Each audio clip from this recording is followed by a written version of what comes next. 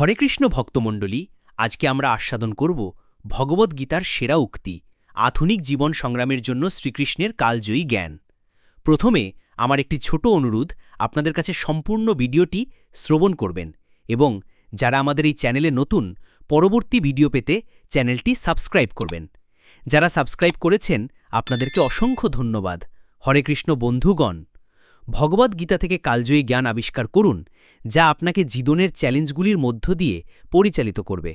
কর্মযোগ, মানসিক ভারসাম্য এবং ঐশ্বরিক ইচ্ছার কাছে আত্মসমর্পণের উপর কৃষ্ণের শিক্ষার মাধ্যমে আপনার মনকে আয়ত্ত করতে, নিঃস্বার্থ কর্ম অনুশীলন করতে এবং অভ্যন্তরীণ শান্তি খুঁজে পেতে শিখুন। ভগবদ্গীতার সেরা উক্তি, আধুনিক জীবন সংগ্রামের জন্যে শ্রীকৃষ্ণের দিব্যজ্ঞান।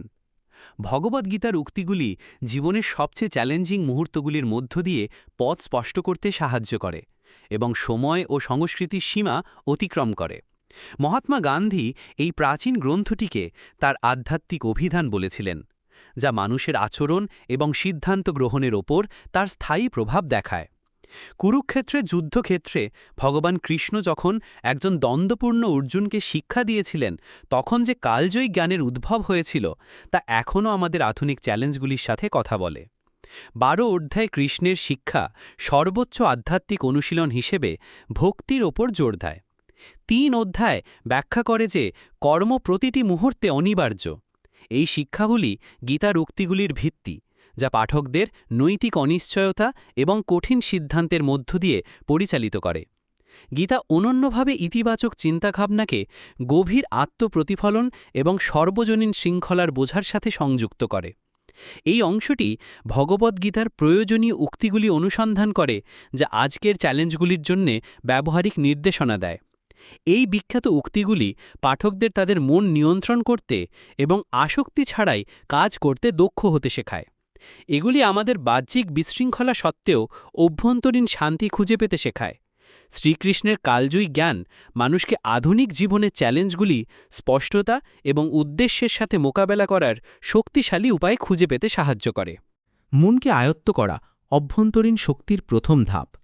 আপনার মনকে জয় করুন এবং এটি আপনার সবচেয়ে বড় বন্ধু হয়ে ওঠে। ব্যর্থ হন এবং এটি আপনার শত্রু। জীবনের যুদ্ধক্ষেত্র আমাদের মনকে আমাদের সবচেয়ে শক্তিশালী বন্ধু এবং সবচেয়ে খারাপ শত্রু উভয়ই হিসেবে স্থাপন করে। ভগবদ্গীতা তার সবচেয়ে শক্তিশালী উক্তিগুলির মধ্যে একটি দিয়ে এই বিরোধিতাটি তুলে ধরেছে, যা আজকে চ্যালেঞ্জিং বিশ্বে আমাদের অবিচল অভ্যন্তরীণ শক্তি তৈরি করতে সাহায্য করে। উক্তি, যে মনকে জয় করেছে তার জন্য মনই সেরা বন্ধু, কিন্তু যে তা করতে ব্যর্থ হয়েছে তার জন্য মন শত্রুর মতো কাজ করে। ভগবদ্গীতার 6ষ্ঠ অধ্যায়ের 6ষ্ঠ শ্লোকের এই গভীর শ্লোকটি আমাদের চিন্তাভাবনার সাথে আমাদের সম্পর্কের মৌলিক সত্যটি দেখায়। শ্রীকৃষ্ণ একটি গুরুত্বপূর্ণ মুহূর্তে অর্জুনের সাথে এই জ্ঞান ভাগ করে নিয়েছিলেন, কারণ তিনি জানতেন যে আসল বিজয় ভেতর থেকে শুরু হয়। বন্ধুর আত্মায়াত্মানস্তাস্য জেনাত্মৈব আত্মান জিতাহা অনাত্মানস্তু শতরুৎপে বর্তমানাত্মৈব শতরুবৎ। এই মার্জিত শব্দগুলি মানসিক নিয়ন্ত্রণের সারমর্মকে ধারণ করে। আমাদের সর্বোচ্চ সম্ভাবনা তখনই জীবন্ত হয়ে ওঠে যখন আমরা আমাদের চিন্তাভাবনাগুলিকে আমাদের নিয়ন্ত্রণ করতে না দিয়ে ব্যবহার করতে শিখি। মন কেন বন্ধু এবং শত্রু উভয়ই? একটি অদম্য মন বন্য নদীর মতো প্রবাহিত হয়, বিশৃঙ্খল এবং ধ্বংসাত্মক। নিয়ন্ত্রণ না করা হলে এটি অতিরিক্ত চিন্তাভাবনার একটি সর্পিল তৈরি করে, যা উদ্বেগ, সন্দেহ এবং বিভ্রান্তির জন্ম দেয়। এই মানসিক বিশৃঙ্খলা এমন একটি যুদ্ধক্ষেত্রে পরিণত হয় যেখানে চিন্তাভাবনা ঘুরতে থাকে যেমন একটি সাপ তার লেজ খায়। একটি সুশিক্ষিত মন আমাদের সর্বশ্রেষ্ঠ মিত্র হয়ে ওঠে। যে জ্ঞান এবং শৃঙ্খলা দ্বারা গঠিত মন আধ্যাত্মিক বিকাশের জন্য একটি শক্তিশালী হাতিয়ারে পরিণত হয়। যে মন আমাদের আটকে রাখে তার কাছে স্বাধীনতার চাবিকাঠিও রয়েছে। এই বিরোধিতা ভগবান কৃষ্ণের শিক্ষার মূলে রয়েছে। গীতা আমাদের মনের দুটি দিকের এই বিশেষ দৃষ্টিভঙ্গি দেখায়। আমরা মানসিক শক্তির মাধ্যমে নিজেদেরকে উঁচু করতে পারি অথবা একই শক্তি দিয়ে নিজেদেরকে নিচে নামাতে পারি। পাঠ্যটিতে আবেগগত ভারসাম্যকে আধ্যাত্মিক দর্শনের হৃদয় হিসাবে দেখা হয়েছে। এটি একজন আবেগগতভাবে ভারসাম্যপূর্ণ ব্যক্তিকে এমন একজন হিসাবে বর্ণনা করে যিনি মানসিক চাহিদা ত্যাগ করেছেন এবং কঠিন সময়েও শক্তিশালী থাকেন। কিভাবে আপনার চিন্তাভাবনা আয়ত্ত করা শুরু করবেন? সচেতনতা, শৃঙ্খলা এবং গীতার চিরন্তন জ্ঞানের মাধ্যমে আপনার মনকে প্রশিক্ষণ দিন। চিন্তা নিয়ন্ত্রণে দক্ষ হওয়ার প্রথম ধাপ হল সচেতনতা। এটা জানা যে অতিরিক্ত চিন্তা করা আমাদের আসল স্বভাব নয়, বরং এটি এমন একটি অভ্যাস যা আমরা পথ ধরে ধরে নিয়েছি। গীতার জ্ঞান দুঃখের উৎস খুঁজে বের করার জন্য মানসিক কৌশলের বাইরেও যায়। এটি আমাদের কেবল কৌশলের চেয়েও বেশি কিছু দেয়। এটি আমাদের চিন্তাভাবনার সম্পূর্ণ পরিবর্তন প্রদান করে। আধ্যাত্মিক বিকাশ শুরু হয় যখন আমরা বুঝতে পারি যে বাইরের শক্তি আমাদের মনকে নিয়ন্ত্রণ করতে পারে না। শ্রীকৃষ্ণ শিক্ষা দেন, নিজের মন দিয়ে নিজেকে উন্নত করা উচিত, নিজেকে অধঃপতিত করা উচিত নয়। মন বৌদ্ধ আত্মার বন্ধু এবং তার শত্রুও। এটি আমাদের দেখায় যে আমাদের মনকে প্রশিক্ষণ দেবার দায়িত্ব নিতে হবে। গীতা 4টি গুরুত্বপূর্ণ ক্ষেত্রে কাজ করার পরামর্শ দেয়। 1. ইন্দ্রিয়, গুণ, অজ্ঞানতা এবং আবেগপূর্ণ অবস্থা থেকে বিশুদ্ধ চেতনায় স্থানান্তর। 2. ইচ্ছা, কাম, নেতিবাচক ইচ্ছাগুলি কিভাবে আমাদের অগ্রগতিতে বাধা সৃষ্টি করে তা দেখা। রাগ, ক্রোধ, অপূর্ণ ইচ্ছার সাথে এর যোগসূত্র শেখা। 4. মন, মানস, ছেড়ে দেওয়া এবং নিয়মিত অনুশীলন ব্যবহার। এটি করার 2টি উপায়ে করতে পারেন। বাহ্যিক পদ্ধতি, আমাদের ইন্দ্রিয়ের মাধ্যমে যা আসে তা নিয়ন্ত্রণ করুন। আভ্যন্তরীণ পদ্ধতি, অভ্যন্তরীণ সমস্যাগুলি ক্ষতিকারক কর্মে পরিণত হওয়ার আগেই তা মোকাবিলা করুন। মানসিক শৃঙ্খলা গড়ে তোলার জন্য দৈনন্দিন অনুশীলন। গীতা আমাদের ধ্যানের মাধ্যমে অভ্যন্তরীণ শান্তি খুঁজে পাওয়ার বাস্তব উপায়গুলি দেয়। সঠিক পরিবেশ একটি পার্থক্য তৈরি করে, একটি পরিষ্কার শান্ত স্থান যেখানে খুব কম বিক্ষেপ থাকে। আপনার শরীরের অবস্থানও গুরুত্বপূর্ণ, বিশেষ করে আপনি কিভাবে আপনার ঘাড় এবং মাথা ধরে রাখেন। গীতার জ্ঞানের উপর ভিত্তি করে এখানে কিছু দৈনিক আধ্যাত্মিক অনুশীলন দেয়া হলো। সকালের ধ্যান, শ্বাসপ্রশ্বাসের ব্যায়াম এবং গীতা থেকে দ্রুত পাঠের মাধ্যমে আপনার দিন শুরু করুন। মননশীল কর্ম, আপনার সমস্ত মনোযোগ একটি কাজে বিভক্ত করা, যা মানসিক গোলমাল তৈরি করে। স্পষ্টতার জন্য জার্নাল লিখুন। যখন আপনার চিন্তাভাবনা ঘুরতে শুরু করে তখন আপনার মনের ধরনগুলি দেখতে লিখুন। জপ বা কীর্তন, নিয়মিত পবিত্র নাম জপ মনকে শান্ত করে এবং এটিকে দৈনন্দিন উদ্বেগের ঊর্ধ্বে তুলে ধরে। আত্মসমর্পণের অনুশীলন, ঘুমানোর আগে আপনার দিন এবং অমীমাংসিত সমস্যাগুলিকে ঈশ্বরের কাছে সমর্পণ করুন। বলুন, আমি আমার যথেষ্ট চেষ্টা করেছি, শ্রীকৃষ্ণ বাকিটা তোমার উপর ছেড়ে দিলাম। এই অনুশীলনগুলি ধীরে ধীরে মনকে ভগবান কৃষ্ণ, যাকে একটি বাতাসহীন স্থানে একটি প্রদীপ বলে অভিহিত করেন, স্থির, উজ্জ্বল এবং পরিষ্কার করে তোলে।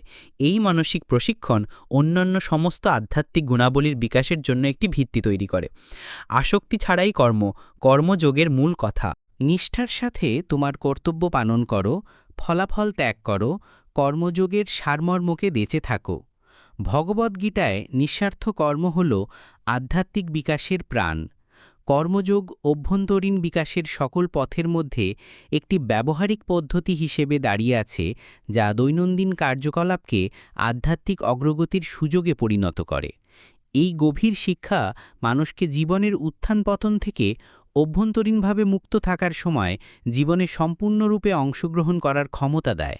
ভগবদ্গীতার 2য় অধ্যায়ের 47 নম্বর শ্লোকের এই শ্লোকটি কর্মযোগের সারমর্ম ধারণ করে। কর্মণে বাধিকারস্তে মা ফলেষু কাদাচানা মা কর্মফল হেতুর্ভূর্মা তে সঙ্গষ্ঠ কর্মণি হিসেবে লিখিত এই শিক্ষাটি পাঠের সবচেয়ে বিপ্লবী ধারণার প্রতিনিধিত্ব করে। শ্লোকটিতে 4টি মূল নির্দেশনা রয়েছে। ফলাফলের বিষয়ে চিন্তা না করে আপনার কর্তব্য পালন করুন। জেনে রাখুন যে আপনার কর্মের ফল কেবল আপনার জন্য নয়। কর্তৃত্বের অহংকার ত্যাগ করুন এবং নিষ্ক্রিয়তা থেকে দূরে থাকুন। এই জ্ঞান একটি মৌলিক মানবিক বৈশিষ্ট্যের সাথে মোকাবিলা করে, ফলাফলের প্রতি আমাদের আসক্তি, এবং ফলাফল যখন আমরা প্রত্যাশার সাথে মেলে না তখন আমরা যে উদ্বেগ অনুভব করি। শ্রীকৃষ্ণ উল্লেখ করেছেন যে ফলাফল অনেকগুলি বিষয়ের ওপর নির্ভর করে যা আমরা নিয়ন্ত্রণ করতে পারি না। আমাদের প্রচেষ্টা, অতীত কর্ম, দৈবী ইচ্ছা, অন্যের কর্ম এবং পরিস্থিতি। ফলাফলের ওপর নির্ভর না করে আমাদের কর্তব্যগুলি ভালোভাবে করার ওপর মনোযোগ দিয়ে আমরা অপ্রয়োজনীয় কষ্ট থেকে নিজেদের মুক্ত করি। আধুনিক জীবনে কর্মযোগ বোঝা। কর্মযোগ মানে নিঃস্বার্থ কর্মের শৃঙ্খলা, অহংকার বা আসক্তি ছাড়াই নিজের কর্তব্য পালন করা। এই প্রাচীন জ্ঞান আমাদের সাফল্যচালিত বিশ্বে একটি নতুন দৃষ্টিভঙ্গি নিয়ে আসে, যা নিরন্তর প্রচেষ্টায় পূর্ণ। আজ কর্মযোগ প্রয়োগ করার অর্থ লক্ষ্য বা উচ্চাকাঙ্ক্ষা ত্যাগ করা নয়, এটি তাদের সাথে আমাদের সম্পর্ককে পরিবর্তন করে। একজন কর্মযোগী হতে পারেন পদোন্নতি বা স্বীকৃতির সাথে তাদের আত্মমূল্যকে সংযুক্ত না করে তাদের কাজে কঠোর পরিশ্রম করুন। কৃতজ্ঞতা বা নির্দিষ্ট ফলাফলের প্রত্যাশা ছেড়ে পারিবারিক জীবনে অংশ নিন। স্বীকৃতি না পেয়ে সমাজসেবায় জড়িত হন। নিয়মিত কার্যকলাপ সঠিক মনোভাব নিয়ে করা হলে পবিত্র হয়ে ওঠে। দৈনন্দিন কাজ, কাজের কর্তব্য এবং মানুষের সাথে মিথস্ক্রিয়া ব্যক্তিগতভাবে লাভের উপায়ের পরিবর্তে সেবা হিসেবে দেখা হলে আধ্যাত্মিক বিকাশের সুযোগে পরিণত হয়। এই পথের অর্থ বিনামূল্যে কাজ করা নয়, এর অর্থ হলো আপনার কাঙ্ক্ষিত কাজটি তার ফল কামনা না করে করা। ব্যবসায়িক মালিকরা যদি সেবা এবং বিচ্ছিন্নতার সঠিক মনোভাব বজায় রাখেন, তাহলে তারা সফল কোম্পানি গঠনের সময় কর্মযোগ অনুশীলন করতে পারবেন। বিচ্ছিন্নতা কিভাবে চাপ এবং উদ্বেগ কমায়? শ্রীরামের চরিত্র থেকে দেখা যায় আসক্তিমুক্ত থাকায় মন সকল ফলাফলের মধ্যে শান্তি, একাগ্রতা এবং ভারসাম্য খুঁজে পায়। ভগবদ্গীতা আসক্তি এবং দুঃখের মধ্যে যোগসূত্রের ওপর জোর দেয়। আসক্তি সঙ্গ মানে আবেগগত নির্ভরতা, পরিপূর্ণতার জন্য মানুষ, ফলাফল বা সম্পত্তির ওপর আঁকড়ে থাকা। এই নির্ভরতা ইচ্ছা এবং হতাশার চক্র তৈরি করে, যা উদ্বেগকে বাড়িয়ে তোলে। বিচ্ছিন্নতা ঠান্ডা বা দূরে সরে যাওয়ার কথা নয়, এটিকে ভালোভাবে ব্যাখ্যা করেছেন। বিচ্ছিন্নতা স্বার্থহীনতা নয়, এটি আলোকিত সম্পৃক্ততা। আপনি গভীরভাবে যত্নশীল হন এবং ভালোবাসার সাথে কাজ করেন, কিন্তু আপনার সুখ নির্দিষ্ট ফলাফলের ওপর নির্ভর করে না। এই মানসিকতার পরিবর্তন গভীর মানসিক সুবিধা নিয়ে আসে। ফলাফল পরীক্ষা করার ক্রমাগত চাপ অদৃশ্য হয়ে যায়। সংযুক্ত মন সর্বদা জিজ্ঞাসা করে, আমি কি জিতছি নাকি হেরেছি, যা শক্তি নিঃশেষ করে দেয়। আপনি এখন সম্পূর্ণরূপে উপস্থিত থাকতে পারেন। ভবিষ্যতের ফলাফল সম্পর্কে চিন্তা না করে আপনি বর্তমান কাজগুলিতে আরও ভালোভাবে মনোনিবেশ করতে পারেন এবং প্রায়শ আরও ভালো কাজ তৈরি করতে পারেন। ব্যর্থতা কম হুমকিস্বরূপ হয়ে ওঠে। বিপত্তি আপনার আত্মমূল্য বা উদ্দেশ্যের অনুভূতিকে চূর্ণ করে না। গীতা শিক্ষা দেয় যে সাফল্য এবং ব্যর্থতাকে একইভাবে বিবেচনা করলে যে কোনো পরিস্থিতিতে অভ্যন্তরীণ ভারসাম্য বজায় রাখা যায়। সম্পর্কের দ্বন্দ্ব কমে যায়। মানুষের মধ্যে বেশিরভাগ উত্তেজনা অপূর্ণ প্রত্যাশা এবং নির্দিষ্ট ফলাফলের প্রতি আসক্তি থেকে আসে। কর্মযোগ অনুশীলন আধুনিক উদ্বেগের গভীর সমাধান প্রদান করেছে। মানুষ কৃষ্ণ যাকে অক্ষয় শান্তি বলে অভিহিত করেছেন, তৃপ্তি যা বাইরের পরিস্থিতির ওপর নির্ভর করে না, তা খুঁজে পায় চমৎকার কর্মের ওপর মনোনিবেশ করে এবং ফলাফলকে ত্যাগ করে। সাফল্য এবং ব্যর্থতায় শান্ত থাকুন। জীবন জয় পরাজয়, আনন্দ দুঃখের এক অবিরাম ধারা নিয়ে আসে। শ্রীকৃষ্ণ আমাদের শিক্ষা দেন যে আধ্যাত্মিক বিকাশ এবং দৈনন্দিন জীবনে বুদ্ধিমান সিদ্ধান্ত নেওয়ার জন্য মানসিক ভারসাম্য অত্যন্ত গুরুত্বপূর্ণ। উক্তি: সুখ দুঃখ লাভ ক্ষতি জয় পরাজয়, কর্তব্যের জন্য লড়াই করো। সুখ দুঃখ ক্ষতি লাভ জয় পরাজয়কে সমানভাবে বিবেচনা করো। এইভাবে তোমার দায়িত্ব পালন করলে তুমি কখনো পাপের সম্মুখীন হবে না। ভগবদ্গীতার 2:38। ভগবদ্গীতার এই গভীর জ্ঞান আজকের চ্যালেঞ্জগুলির জন্য সবচেয়ে কার্যকরী শিক্ষাগুলির মধ্যে একটি হিসেবে দাঁড়িয়েছে।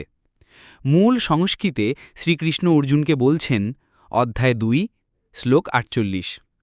এর অর্থ হল, হে অর্জুন, সাফল্য এবং ব্যর্থতার প্রতি আসক্তি ত্যাগ করে তোমার কর্তব্য পালনে অবিচল থাকো।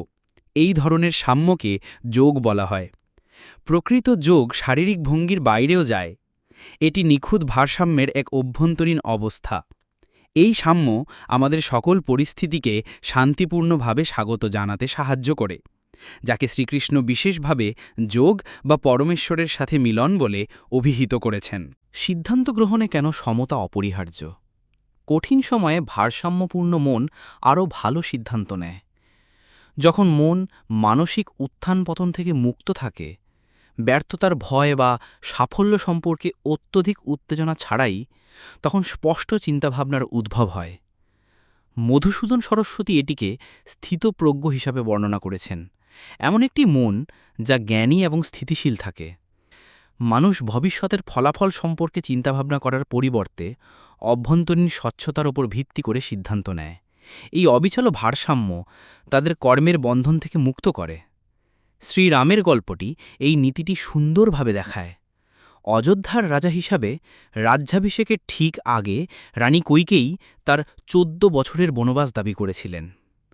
রাম শান্ত ছিলেন এবং রাগ বা তিক্ততা ছাড়াই এই মর্মান্তিক পালা মেনে নিয়েছিলেন। এই ব্যক্তিগত বিপর্যয়ের প্রতি তার শান্ত প্রতিক্রিয়া অসাধারণ আধ্যাত্মিক শক্তি দেখিয়েছিল, কারণ তিনি আবেগগত প্রতিক্রিয়ার চেয়ে ধর্মকে বেছে নিয়েছিলেন। একটি ভারসাম্যপূর্ণ মন ভয় এবং অস্থায়ী সাফল্যের উপর ভিত্তি করে অতিরিক্ত আত্মবিশ্বাসী সিদ্ধান্তের দ্বারা পরিচালিত তাড়াহুড়ো করা পছন্দগুলি এড়িয়ে চলে। মানুষ বড় ছবিটি দেখতে পারে এবং দ্রুত জয় বা ক্ষতির বাইরে দীর্ঘমেয়াদী প্রভাব সম্পর্কে জানতে পারে।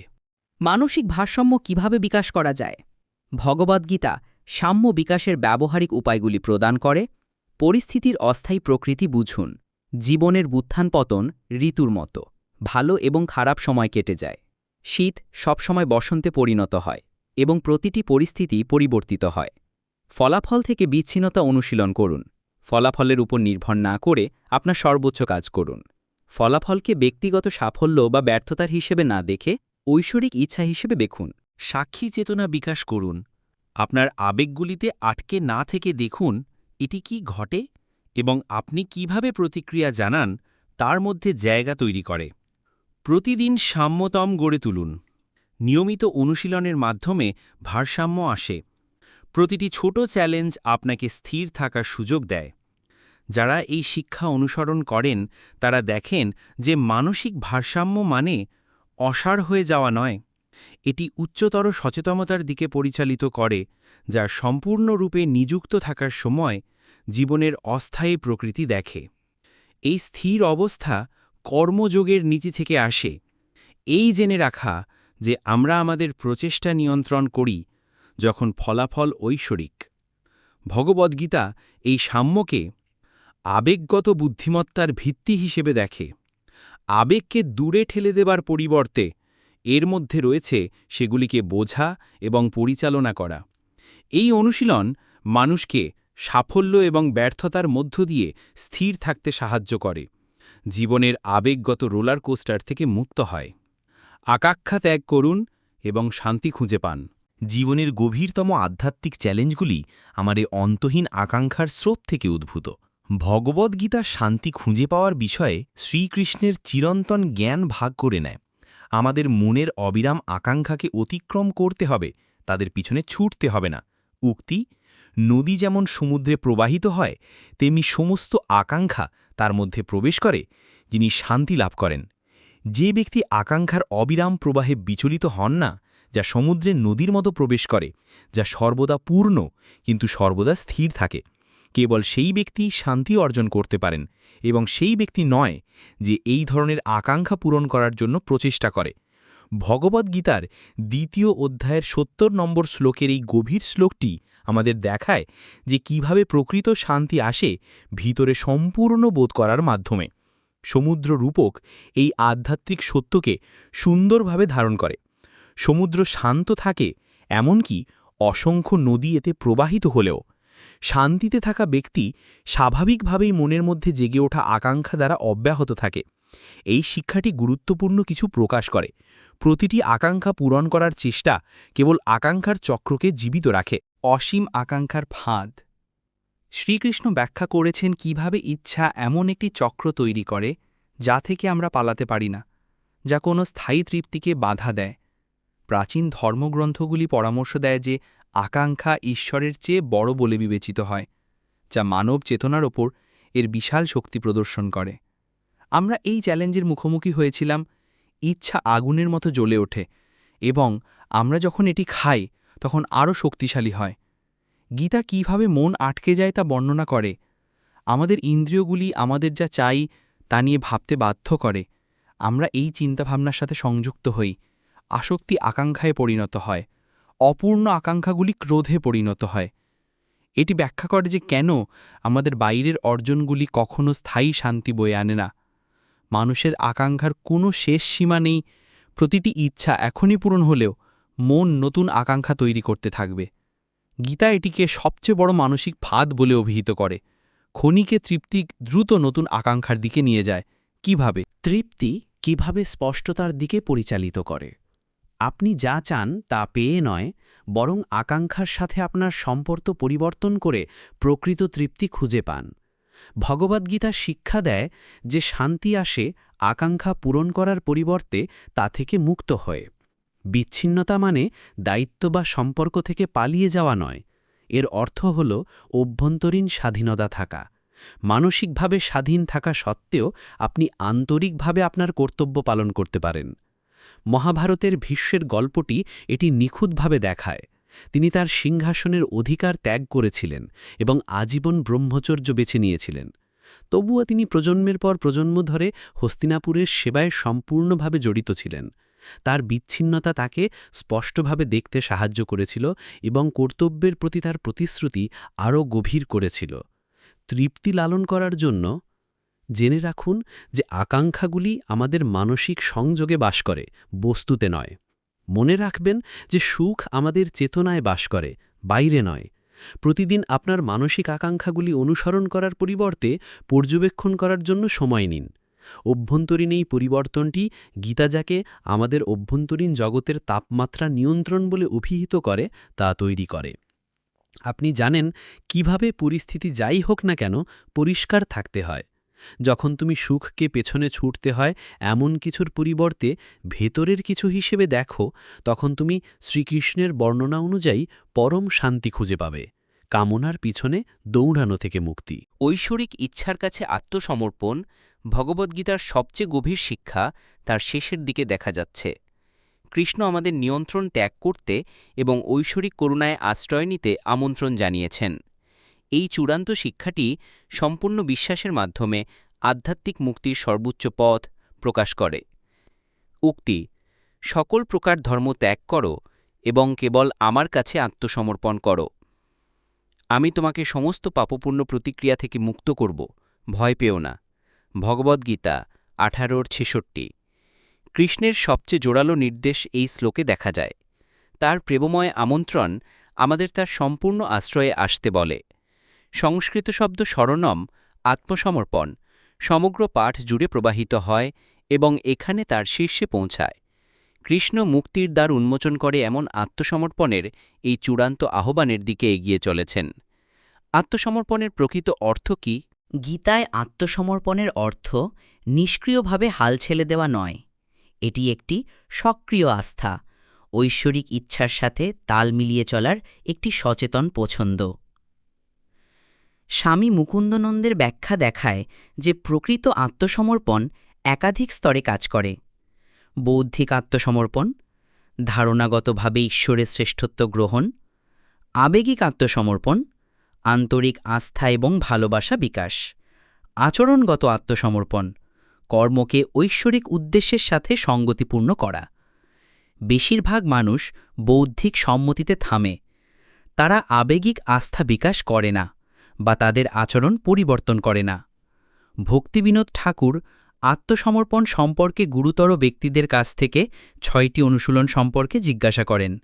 ভক্তিমূলক সেবায় সহায়তা করে এমন জিনিস গ্রহণ করা, প্রতিকূল উপাদানগুলিকে প্রত্যাখ্যান করা, কৃষ্ণকে একমাত্র রক্ষক হিসাবে গ্রহণ করা, নম্রতা বিকাশ করা এবং গুরু ও কৃষ্ণের প্রতি নিজেকে উৎসর্গ করা। অনিশ্চিত সময়ে বিশ্বাস কিভাবে সাহায্য করে? অনিশ্চয়তার সময় বিশ্বাস আমাদের জীবনরেখা হয়ে ওঠে। ঈশ্বরের পরিকল্পনায় বিশ্বাস করলে ফলাফলের পূর্বাভাস বা নিয়ন্ত্রণের প্রয়োজনীয়তা ম্লান হয়ে যায়। এই বিশ্বাস চ্যালেঞ্জগুলি দূর করে না, বরং তাদের সাথে আমাদের সম্পর্ক পরিবর্তন করে। কৃষ্ণের প্রতিশ্রুতি ভয় পেও না আমাদের গভীরতম উদ্বেগের কথা বলে। বিশ্বাস আমাদেরকে ঋতু পরিবর্তনের মতো সমস্যা এবং আনন্দ দেখতে সাহায্য করে। স্বামী মুকুন্দানন্দ বলেন, ভয় অদৃশ্য হয়ে যায় যখন আমরা ঈশ্বরের পদ্মের কাছে আত্মসমর্পণ করি, যিনি আমাদের ঐশ্বরিক রক্ষাকর্তা এবং আমরা তার ছোট সন্তানরা। আত্মসমর্পণ শক্তিশালী হয়ে ওঠে বিশেষ করে তখন যখন মানুষের প্রচেষ্টা তার সীমায় পৌঁছায়। ঐশ্বরিক ইচ্ছার প্রতি এই সম্পূর্ণ আস্থা আমাদের শক্তি হয়ে ওঠে, যা আমাদের জীবনের অনিশ্চয়তার মুখোমুখি হতে সাহায্য করে। আধ্যাত্মিক পথে কোনো প্রচেষ্টা কখনো নষ্ট হয় না। ভগবদ্গীতা আমাদের শিক্ষা দেয় যে আধ্যাত্মিক উন্নতি ধাপে ধাপে ঘটে এবং ঈশ্বর আমাদের প্রতিটি প্রকৃত প্রচেষ্টাকে স্বীকৃতি দেন। উক্তি: এই পথে সামান্য প্রচেষ্টাও কখনো নষ্ট হয় না। এই পথে প্রচেষ্টা কখনো নষ্ট হয় না এবং কোনো ব্যর্থতা নেই। আধ্যাত্মিক সচেতনতার দিকে সামান্য প্রচেষ্টাও আপনাকে সবচেয়ে বড় ভয় থেকে রক্ষা করবে। ভগবদ্গীতার এই অর্থপূর্ণ শ্লোক 2.40 আধ্যাত্মিক সাধনাকারীদের জন্য প্রচুর সান্ত্বনা নিয়ে আসে। আংশিকভাবে সম্পন্ন হলে বস্তুগত সাধনা ব্যর্থ হতে পারে, কিন্তু কৃষ্ণ আমাদের আশ্বস্ত করেন যে আধ্যাত্মিক অগ্রগতি প্রতিটি অগ্রসর পদক্ষেপকে রক্ষা করে। কেন অধ্যাবসায় পূর্ণতার চেয়ে বেশি গুরুত্বপূর্ণ? পরিপূর্ণতার জন্য অনুসন্ধান আমাদের আধ্যাত্মিক অভিজ্ঞতাকে বাধাগ্রস্ত করতে পারে। গীতা আমাদের দেখায় যে প্রকৃত পরিপূর্ণতা আমাদের উদ্দেশ্য এবং দিকের মধ্যে বিদ্যমান, ত্রুটিহীন বাস্তবায়নের চেয়ে নয়। একজন আধ্যাত্মিক শিক্ষক এটিকে সুন্দরভাবে বলেছেন, নিখুঁত সিদ্ধান্তে নিখুঁত হওয়ার চেয়ে নিখুঁত সিদ্ধান্ত নেওয়া অনেক বেশি গুরুত্বপূর্ণ। বিপত্তির মধ্যে দিয়ে আপনার প্রতিশ্রুতি দ্রুত সাফল্যের চেয়ে গভীর পরিপূর্ণতা দেখায়। সংগ্রামের সময় কিভাবে অনুপ্রাণিত থাকবেন? জীবন কঠিন হয়ে পড়লে আপনার আধ্যাত্মিক গতি বজায় রাখার জন্য গীতা বেশ কয়েকটি উপায়ের পরামর্শ দেয়। কঠিন সময় দেখায় যে আসলে কি গুরুত্বপূর্ণ। চ্যালেঞ্জ আমাদের আধ্যাত্মিক জ্ঞান ব্যবহারের সুযোগ দেয়। কঠিন পরিস্থিতি মানসিক শক্তি তৈরি করে। আপনার আন্তরিক প্রচেষ্টা ভবিষ্যতের জীবনে এগিয়ে যায়। কৃষ্ণের প্রতিশ্রুতি আধ্যাত্মিক অধ্যাবসায়ের জন্য আমাদের নোঙর হিসাবে কাজ করে। এই পথে প্রকৃত প্রচেষ্টা চিরকাল স্থায়ী হয়। ভগবদ্গীতার কালজয়ী জ্ঞান আমাদের আজকের জীবনের জটিলতার সাথে কিভাবে মোকাবিলা করতে হয় তা দেখায়। ভগবান শ্রীকৃষ্ণ এই পবিত্র গ্রন্থে সাংস্কৃতিক এবং সময়ের সীমানা অতিক্রমকারী গভীর সত্যগুলি ভাগ করে নিয়েছেন। আমাদের মন আমাদের সেরা বন্ধু বা সবচেয়ে খারাপ শত্রু হতে পারে এবং এটি আয়ত্ত করা আধ্যাত্মিক বিকাশের ভিত্তি তৈরি করে। এই মানসিক শৃঙ্খলা একটি শক্তিশালী ভিত্তি তৈরি করে যা অন্যান্য সমস্ত গুণাবলী বিকাশে সহায়তা করে। কর্মযোগ দৈনন্দিন জীবনে গীতার জ্ঞান ব্যবহারের একটি ব্যবহারিক উপায় হিসেবে দাঁড়িয়ে আছে। এটি আমাদের ফলাফলের সাথে সংযুক্ত না হয়ে আমাদের সর্বোত্তম কাজ করতে শেখায়। এই পদ্ধতিটি আমাদের কাজকে দেখার পদ্ধতি পরিবর্তন করে এবং ফলাফল সম্পর্কে উদ্বেগ হ্রাস করে। গীতা আমাদের জীবনের উত্থান পতনের সময় কিভাবে ভারসাম্য বজায় রাখতে হয় তাও দেখায়। সাফল্য এবং ব্যর্থতাকে একইভাবে বিবেচনা করতে শেখা একটি আধ্যাত্মিক অনুশীলন এবং ব্যবহারিক জ্ঞান উভয়ই হয়ে ওঠে। গীতা শেখায় যে প্রকৃত সুখ অভ্যন্তরীণ শান্তি থেকে আসে, আরও জিনিস সংগ্রহ থেকে নয়। এই দৃষ্টিভঙ্গি আমাদের বুঝতে সাহায্য করে যে সুখ আমাদের নিজস্ব জিনিস থেকে নয়, বরং ভিতর থেকে আসে। ঐশ্বরিক ইচ্ছা গ্রহণ করা সর্বোচ্চ আধ্যাত্মিক শিক্ষার প্রতিনিধিত্ব করে এবং আমাদের সর্বদা নিয়ন্ত্রণে থাকার চেষ্টা থেকে মুক্ত করে। ভগবান শ্রীকৃষ্ণের প্রতিশ্রুতি যে সব কিছু আধ্যাত্মিক বিকাশে ব্যবহৃত হবে তা আমাদের কঠিন সময়ে সান্ত্বনা দেয়। বস্তুগত মুখ্যের বিপরীতে, যেখানে আংশিক সাফল্য প্রায়শই ব্যর্থতার কারণ হয়, আধ্যাত্মিক অগ্রগতি অনেক জীবনের ওপর গড়ে ওঠে। এই শিক্ষাগুলি বিশৃঙ্খলার মধ্যে শান্তি, বিভ্রান্তির মধ্যে উদ্দেশ্য এবং যখন জিনিসগুলি অনিশ্চিত বলে মনে হয় তখন অর্থ খুঁজে পাওয়ার ভিত্তি। গীতা প্রাসঙ্গিক থাকে কারণ এটি এমন মানবিক চ্যালেঞ্জগুলির সাথে মোকাবিলা করে যা কখনো পরিবর্তন হয় না। অর্জুনের যুদ্ধক্ষেত্র আমাদের অভ্যন্তরীণ সংগ্রামের প্রতিনিধিত্ব করে। কৃষ্ণের জ্ঞান অন্ধকার সময়ের মধ্য দিয়ে আমাদের পথকে আলোকিত করে এবং কেবল তত্ত্বের পরিবর্তে বাস্তব সমাধান প্রদান করে। তার শাশ্বত নির্দেশনা আমাদের মনে করিয়ে দেয় যে প্রকৃত পরিবর্তন ভেতর থেকে শুরু হয় এবং স্বাভাবিকভাবে আমাদের সুষম কর্মের মাধ্যমে প্রদর্শিত হয়। মূল বিষয়গুলি: ভগবদ্গীতার প্রাচীন জ্ঞান আধুনিক জীবনের চ্যালেঞ্জগুলির জন্য ব্যবহারিক সমাধান প্রদান করে, যা অভ্যন্তরীণ শান্তি এবং উদ্দেশ্যমূলক জীবনযাপনের জন্য একটি সম্পূর্ণ কাঠামো প্রদান করে। প্রথমে আপনার মনকে আয়ত্ত করুন। ধ্যান এবং আত্মসচেতনতার মাধ্যমে শৃঙ্খলাবদ্ধ হলে মন আপনার সবচেয়ে বড় মিত্র হয়ে ওঠে, কিন্তু যখন নিয়ন্ত্রণহীন থাকে তখন আপনার শত্রু থেকে যায়।